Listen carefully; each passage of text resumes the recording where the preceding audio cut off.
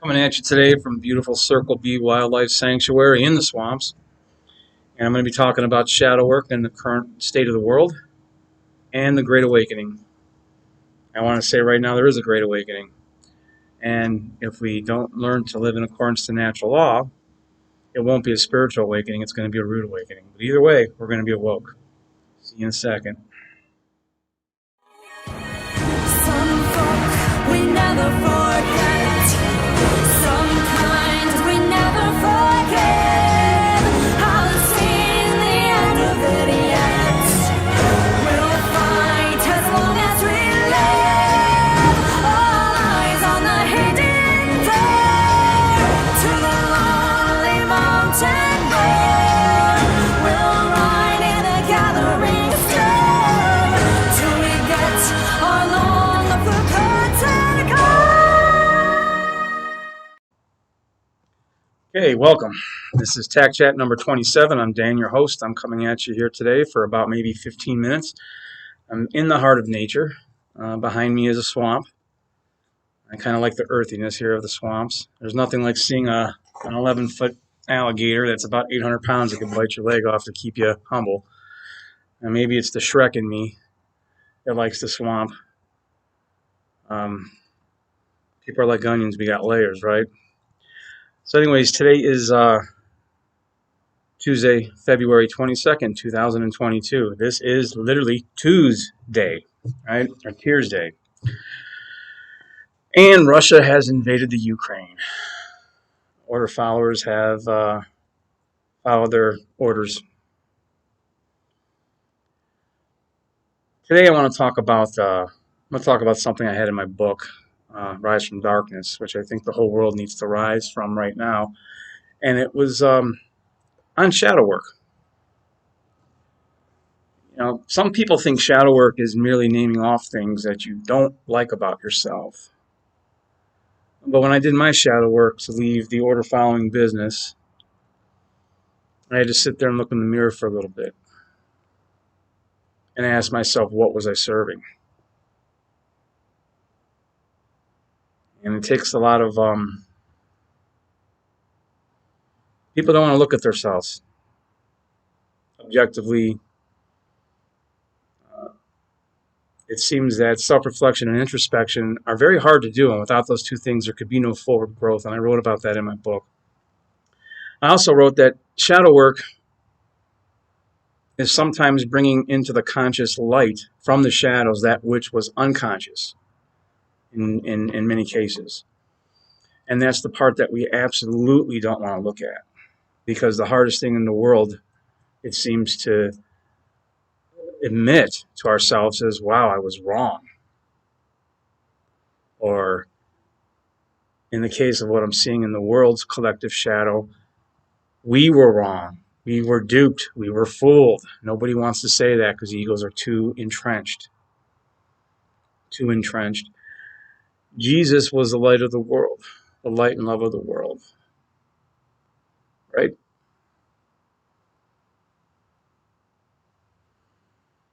But didn't he chase people around with switches and flip over tables and call bullshit on the Pharisees, bankers, and religious leaders of that time?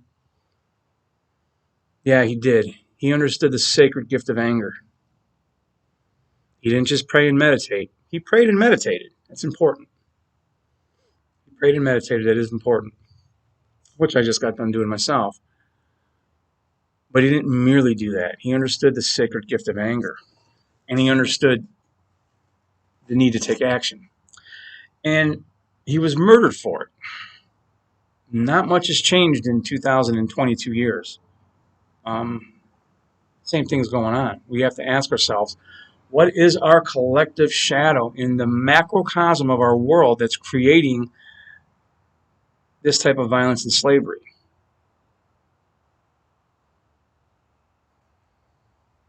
And bear in mind, shadow work isn't something you're going to do just once in your life. It's a way of life, actually. Self-reflection and introspection should constantly be done, and especially in light of new information when it's brought to you.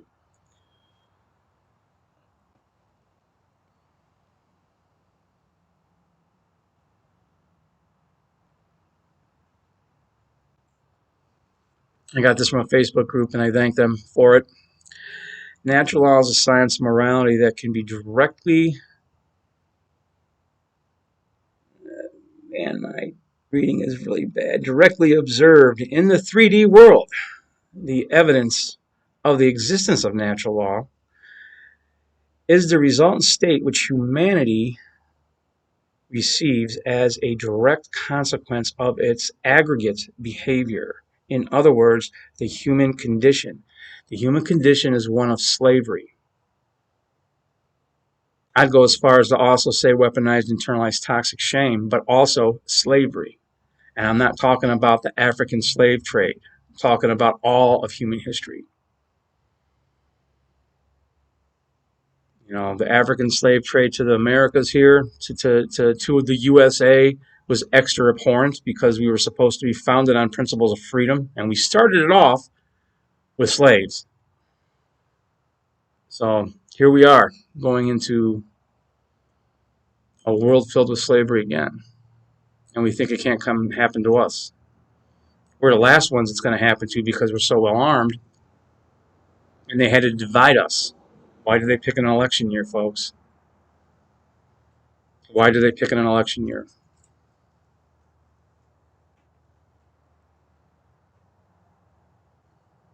And it's beautiful out. Although there is a storm brewing, which is cool because the calm doesn't seem to suit me. At any rate,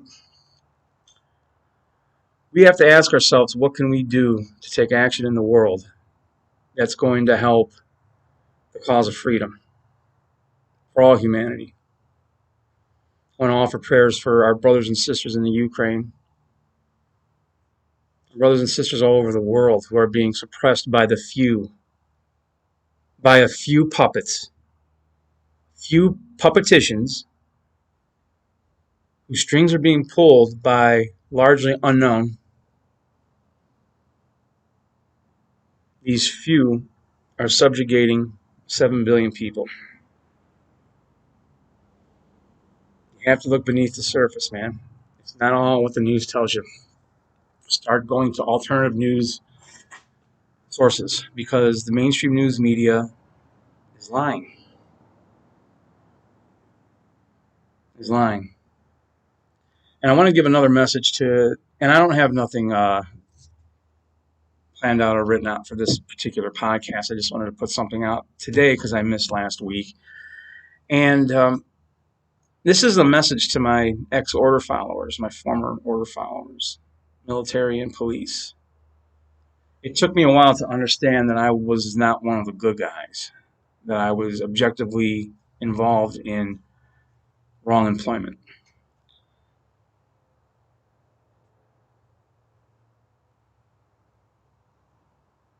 The power brokers of this world understand how to mitigate the main effects, the main consequential effects of natural law by having their puppets do the work for them, take the dirty actions for them. Now, through the law of vibration and correspondence, and I talked about this in past podcasts, your thoughts and intentions do create a ripple, okay, that will affect you. Natural law will affect your thoughts and intentions. So they're not going to escape it totally, but they're not the ones taking the action. They have their order followers take the action, and it's the person taking the action, cops and military, mercenaries, that bear the brunt of the negative consequential effects of natural law. Why do you think the average cop's lifespan is 58 years old? It didn't mean a lot to me when I was like 23 or 24, but man, it started meaning something to me when I got into my early 40s. I started thinking.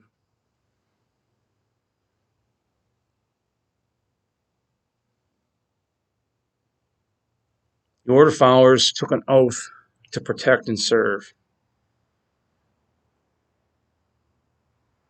And you're not doing that. You're just blindly following orders. You have a responsibility to disobey immoral orders. Those are in your general orders. I know. So what they do is obfuscate what is moral and not moral. And they purposely do that. That's what they specialize in, to get you to follow those orders, to think you're doing something good and righteous. And you're not. Anytime you initiate harm against another sentient being, you are doing something that's wrong and immoral. So those order followers in Russia, I pray that they wake the fuck up, but they're not going to. History has shown they're not going to. We can end this madness, but everyone has to stand up together and end this madness. We have to all rise from this darkness. I wrote a book called Rise from Darkness. I rose from my darkness. I think everyone could rise from their darkness. I got out of that fucking cult.